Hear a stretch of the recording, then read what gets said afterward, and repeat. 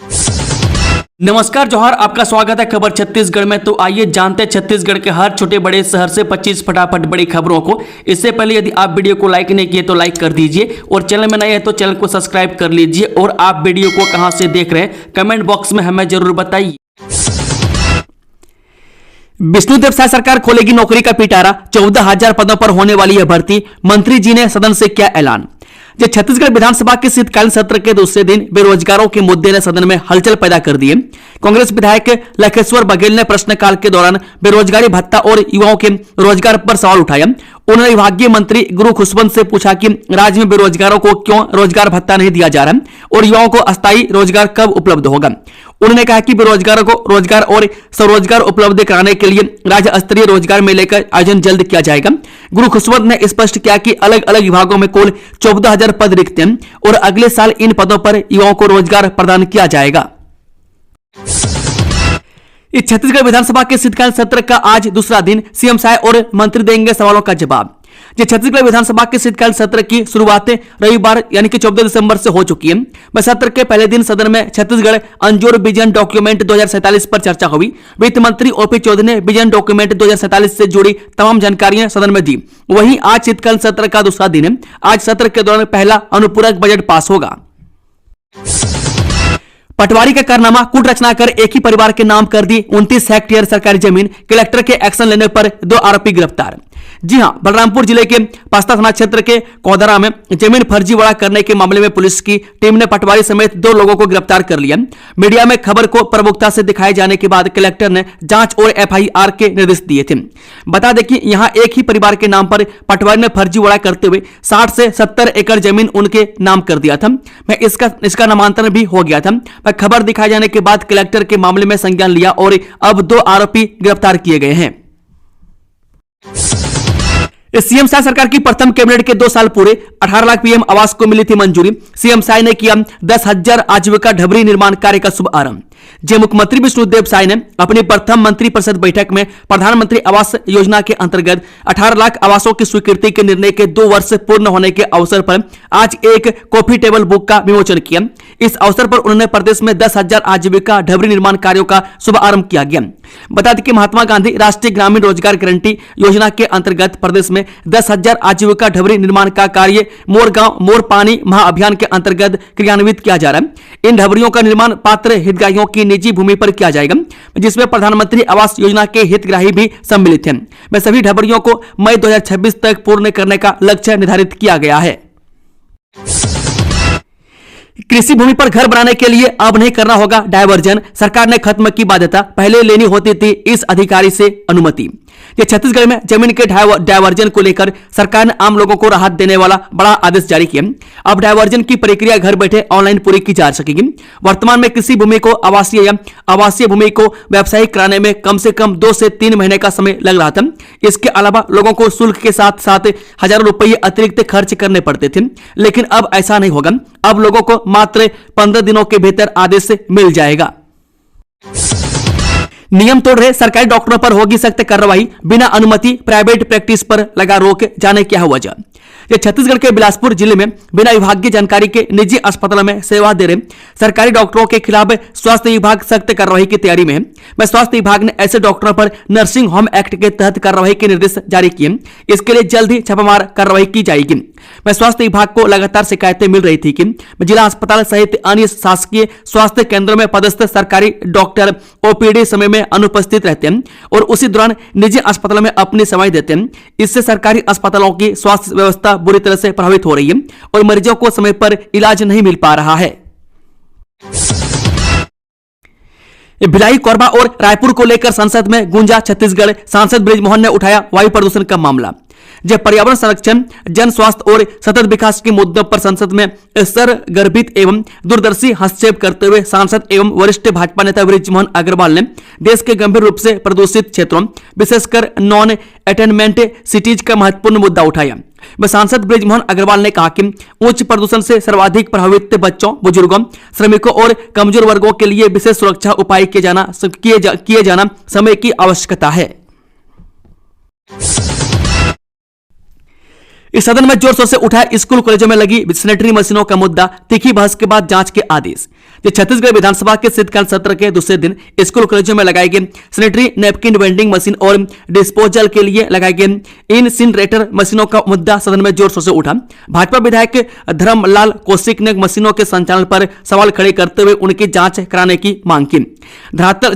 धर्मलाल कौशिक ने कहा कि कई स्कूलों में लगी मशीनें संचालित नहीं है और केवल कागजों में ही व्यवस्था दिखाई जा रही है। उन्होंने मंत्री से मशीनों के सत्यापन, उन्हें लगाने वाली एजेंसियों के नाम और स्थापना की तारीखों की जानकारी मांगी।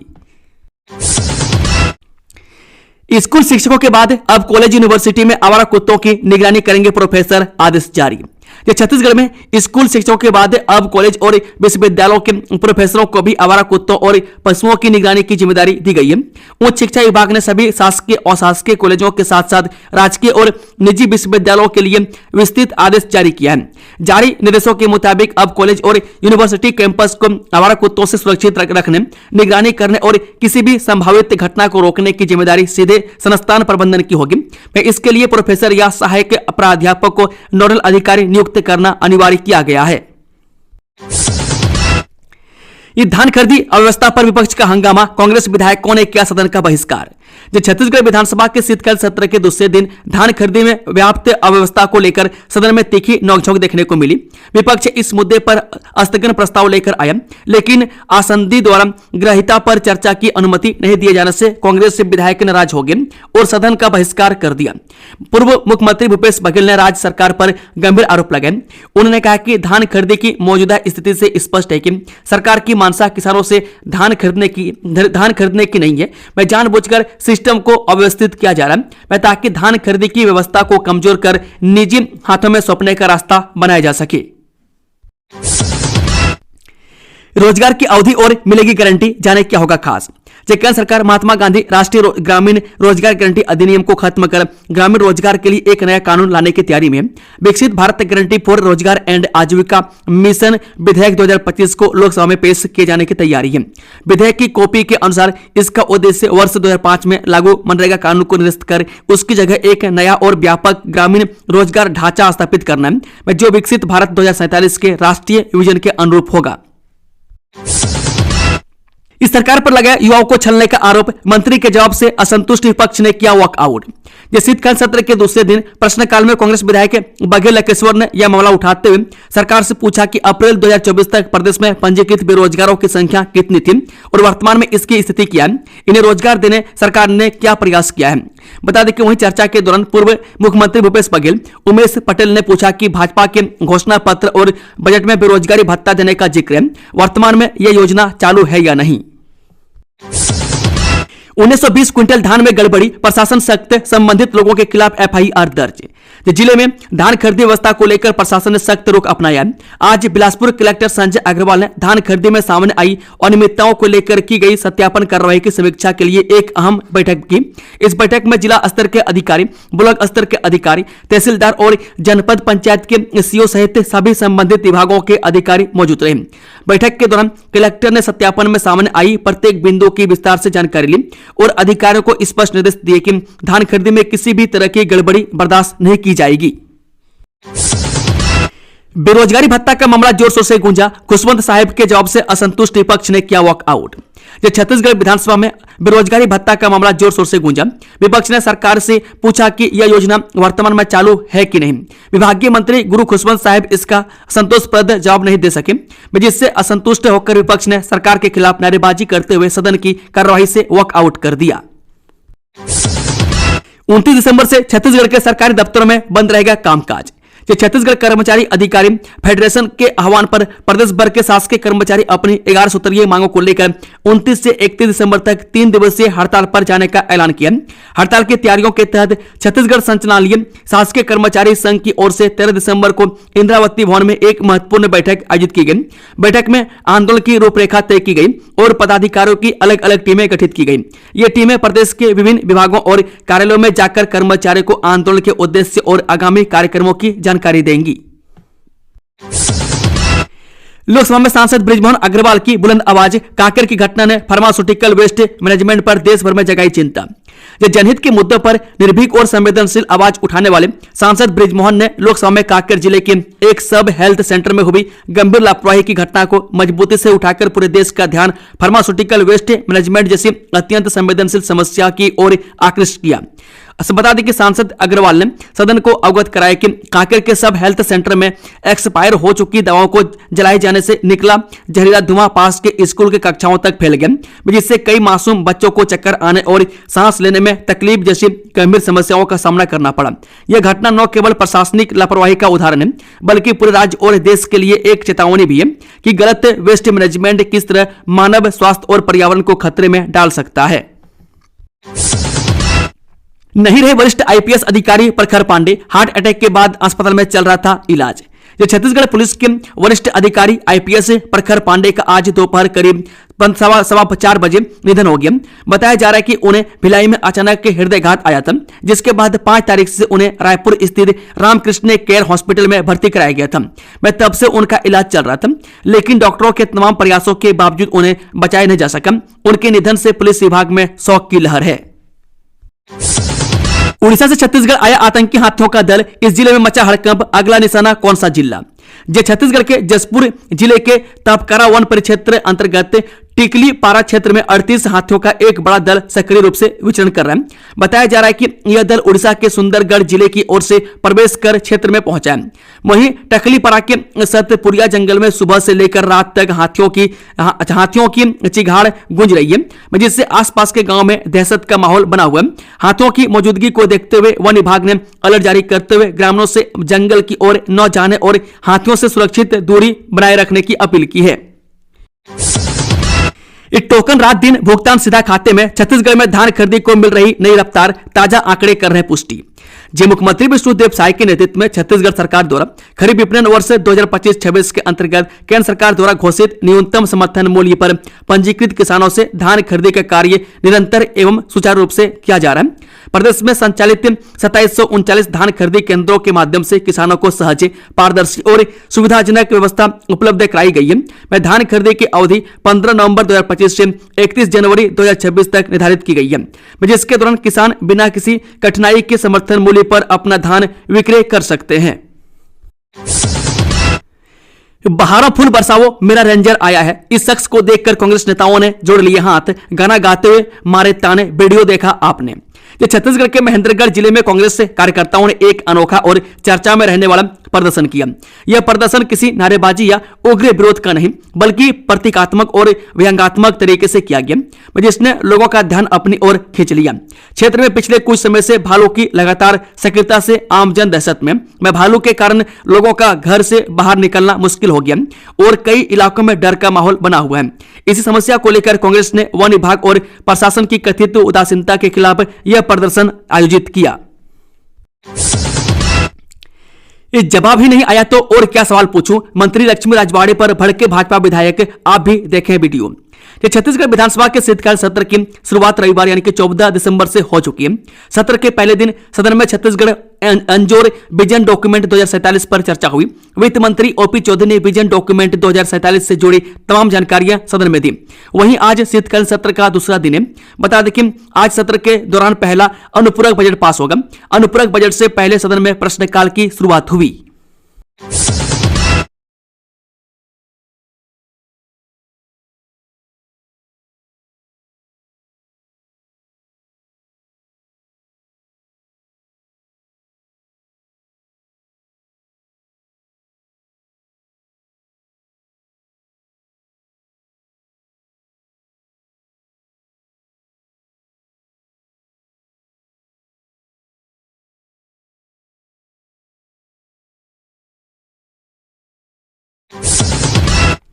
प्रदेश के इन जिलों में चलेगी शीतलहर, पड़ेगी कड़ाके की ठंड। आप भी जाने क्या है मौसम का हाल। छत्तीसगढ़ में इस समय कड़ाके की ठंड पड़ रही है। राजधानी रायपुर समेत प्रदेश के अन्य जिलों में लोगों को भीषण ठंड का सामना करना पड़ रहा है। राजधानी समेत कई जिलों में तापमान में गिरावट दर्ज की जा रही है। राजधानी रायपुर में भी सुबह घना कोहरा छा रहा है और रात को शीत गिर रही है। इस बीच मौसम विभाग ने प्रदेश के कई जिलों में कड़ाके की ठंड पड़ने का अनुमान जताया। मौसम विभाग ने प्रदेश के कई जिलों में शीतलहर चलने का अलर्ट जारी किया है। इस छत्तीसगढ़ में मेडिकल स्कैम पर बनी हिंदी फिल्म मानव मार्केट, अलग अलग लोकेशन में हुई शूटिंग, रिलीज डेट पर कंट्रोवर्सी। ये छत्तीसगढ़ी फिल्मों के बाद अब राज्य के निर्माता और निर्देशक हिंदी फिल्मों की ओर कदम बढ़ा रहे हैं। मैं जानकी हिंदी फिल्म के बाद छत्तीसगढ़ में अब एक और हिंदी फिल्म मानव मार्केट पूरी तरह बनकर तैयार हो चुकी है। यह फिल्म मेडिकल स्कैम और स्वास्थ्य के बाजारीकरण जैसे गंभीर विषयों पर आधारित है। फिल्म मानव मार्केट पूरी तरह से मेडिकल सिस्टम में हो रहे भ्रष्टाचार और स्कैम को उजागर करती है। इसमें दिखाया गया है कि किस तरह स्वास्थ्य सेवा को व्यापार बना दिया गया। फिल्म में कुल 4 गाने हैं और इसकी शूटिंग छत्तीसगढ़ के अलग अलग शहरों में की गई है। कांस्टेबल भर्ती विवाद, गृह मंत्री ने QR कोड किया जारी, कहा यहां से मिलेगी आपको सारी जानकारी। जो कांस्टेबल भर्ती को लेकर जो परीक्षा परिणाम जारी हुए उसको लेकर कई सवाल भी खड़े हो रहे हैं। परीक्षार्थी भर्ती में पूरी गड़बड़ी की शिकायत भी बता रहे हैं। विपक्ष ने भी इसे मुद्दा बनाया था। इसे लेकर गृह मंत्री विजय शर्मा ने आज बड़ी जानकारी दी है। विजय शर्मा ने कहा कि इस बात की मांग की जा रही थी कि जो परीक्षा हुई है उसके परिणाम सही ढंग से नहीं दिखाई दे रहे। इसे लेकर छत्तीसगढ़ पुलिस विभाग ने QR कोड जारी कर दिया, जहां से परीक्षा देने वाले परीक्षार्थी पूरी जानकारी ले सकते हैं। रामानुजगंज में बिजली उपभोक्ताओं की समस्याओं को लेकर लगा शिविर, बढ़ा बिल, लो वोल्टेज जैसी परेशानी लेकर पहुंचे लोग। जी हां, रामानुजगंज में बिजली विभाग के कार्यालय में सोमवार को शिविर का आयोजन किया गया। विद्युत उपभोक्ताओं की समस्याओं को सुनकर उनका समाधान किया गया। विभाग के कार्यपालन अभियंता, उप अभियंता, सहायक अभियंता सहित विभाग के अधिकारी कर्मचारियों ने सुनाई कि इनमें ज्यादा पूछताछ नए कनेक्शन की परेशानी और सूर्य घर योजना से जुड़ी आई। रामानुजगंज बिजली ऑफिस में अपने बिजली बिल के समस्या का निराकरण कराने पहुंचे लोगों से ईटीवी भारत ने बात की। विद्युत उपभोक्ता महिला ने बताया कि उनका बिजली बिल बहुत अधिक आया था। इतना ज्यादा बिल का भुगतान करने में वे असमर्थ हैं। ब्याज के ऊपर ब्याज भी जोड़ रहे हैं। पुलिस भर्ती में कथित फर्जीवाड़े के खिलाफ NSUI और स्थानीय युवाओं का पैदल मार्च, नारायणपुर से कोंडागांव तक 50 किलोमीटर की पदयात्रा। जिले में पुलिस भर्ती परीक्षा 2023-24 को लेकर उठे कथित फर्जीवाड़े के आरोपों के बीच युवाओं का आक्रोश सड़कों पर दिखा। NSUI कार्यकर्ताओं के साथ कई स्थानीय युवाओं ने नारायणपुर से कोंडागांव तक करीब 50 किलोमीटर की पैदल यात्रा शुरू की। हाई स्कूल ग्राउंड नारायणपुर से कोंडागांव पुलिस अधीक्षक कार्यालय तक निकाले गए। इस पैदल मार्च में युवाओं ने भर्ती प्रक्रिया में गंभीर अनियमितताओं का आरोप लगाया। 11 सूत्रीय मांगों को लेकर मुख्यमंत्री के नाम कर्मचारी अधिकारी फेडरेशन का ज्ञापन। छत्तीसगढ़ कर्मचारी अधिकारी फेडरेशन द्वारा प्रदेश के शासकीय सेवकों की विभिन्न लंबित एवं ज्वलंत समस्याओं के निराकरण की मांग को लेकर माननीय मुख्यमंत्री छत्तीसगढ़ शासन के नाम एक ज्ञापन प्रेषित किया गया। ज्ञापन में प्रदेश के लगभग 5 लाख अधिकारी एवं कर्मचारी से जुड़ी 11 सूत्रीय प्रमुख मांगों को शीघ्र पूरा करने की अपील की गई है। फेडरेशन ने बताया कि सरकार द्वारा मोदी की गारंटी के अंतर्गत कर्मचारियों को कैशलेस चिकित्सा सुविधा, देय तिथि से महंगाई भत्ता, लंबित एरियर्स भुगतान जैसे आश्वासन दिए गए थे, किंतु इन पर अब तक ठोस कार्रवाई नहीं होने से कर्मचारियों में रोष व्याप्त है।